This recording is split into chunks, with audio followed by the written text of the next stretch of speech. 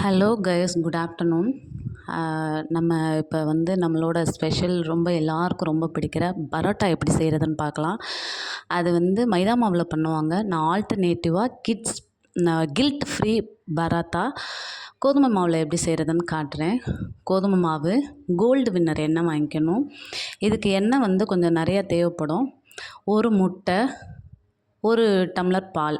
நான் வீட்டுக்கு தேவையான அளவு கொஞ்சம் குவான்டிட்டி தான் செய்கிறேன். அதுக்கேற்ற மாதிரி நீங்கள் வந்து அடிஷன் பண்ணிக்கோங்க உங்களோட திங்ஸை.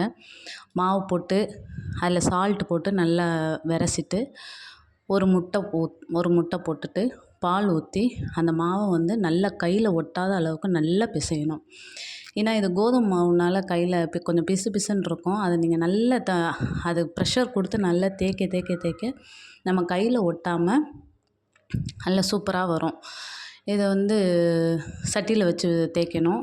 நல்லா தேய்ச்சிக்கிட்டே இருக்கணும். ஒரு 15 மினிட்ஸ், ஒரு 1/4 மணி நேரம் நல்லா தேய்க்கணும். அதுக்கப்புறம் உங்கள் கவுண்டர் டாப் இருக்கும்ல, அதை க்ளீன் பண்ணிவிட்டு, அப்படி இல்லைன்னா சப்பாத்தி தேய்க்கிற அந்த ஷீட் இருக்கும்ல, அதையும் நீங்கள் போட்டு நல்லா அந்த மாவை நீங்கள் பரோட்டா கடையிலெல்லாம் பார்ப்பீங்கள்ல, அதே மாதிரி அந்த மாவை போட்டு நல்லா தேய்க்கணும். தேய்க்க தான் அந்த மாவு வந்து லைட்டன் ஆகும். அது வந்து பரோட்டா வந்து நல்ல ஃப்ளேக்கியாக நல்ல சாஃப்டாக அப்படி வரும். நான் வந்து அந்த சட்டியில் வச்சு ஒரு 15 மினிட்ஸ் தேய்ச்சேன். அப்புறம் இங்கே வச்சு ஒரு 10 மினிட்ஸ் கவுண்டர் டாப்பில் வச்சு நல்லா தேய்ச்சிக்கிட்டேன். நல்லா நீங்கள் எவ்வளோக்கு எவ்வளோ தேய்க்கிறீங்களோ அவ்வளோக்கு எவ்வளோ அந்த பரோட்டா வந்து சாஃப்டாக வரும். நான் தேய்க்கிறேன் பார்த்தீங்களா, அந்த மாதிரி நீங்கள் வந்து நல்லா தேய்ச்சிக்கோங்க.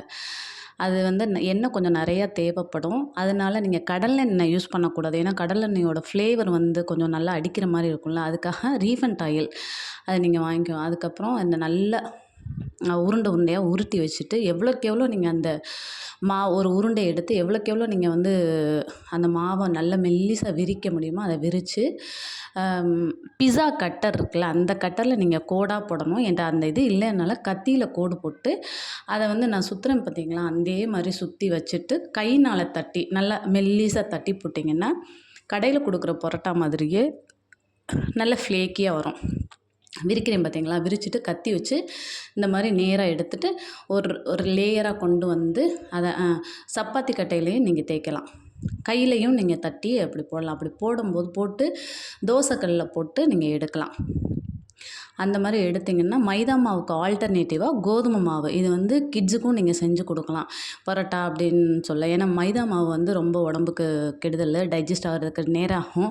கிட்ஸுக்கு நம்ம அடிக்கடி வாங்கி கொடுக்க முடியாது. அதனால நம்ம வந்து வீட்டிலையே இதை ட்ரை பண்ணி செய்யலாம். செஞ்சுட்டு நான் வந்து இலையை வாட்டி அதில் வச்சு அதை சிக்கன் கிரேவி ஊற்றி அதை போட்டு அப்புறம் தோசைக்கல்லில் போட்டு எடுத்து நாங்கள் சாப்பிட்டேன். நீங்கள் ஃப்ரீயாகவே நீங்கள் வெறுமனே எடுத்து வச்சு சால்னா ஊற்றி சாப்பிடலாம். ரொம்ப டேஸ்ட்டாக இருந்துச்சு. ட்ரை பண்ணுங்கள். இது வந்து கில்ட் ஃப்ரீ பரோட்டா இதுக்கு பேர்.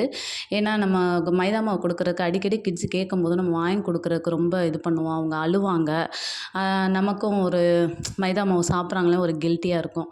இது வந்து நீங்கள் கோதுமை மாவுலேயே வீட்டில் ஃப்ரீயாக இருக்கும்போது எல்லோரும் இருக்கும்போது ட்ரை பண்ணி மாவை பிணைஞ்சு நீங்கள் சுட்டு வச்சுட்டா கூட சிக்கன் கிரேவி வச்சு சர்வ் பண்ணிடலாம். ரொம்ப ரொம்ப டேஸ்ட்டாக இருந்துச்சு.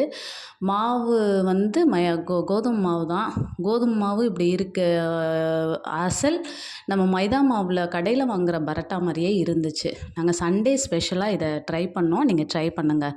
Thank you guys.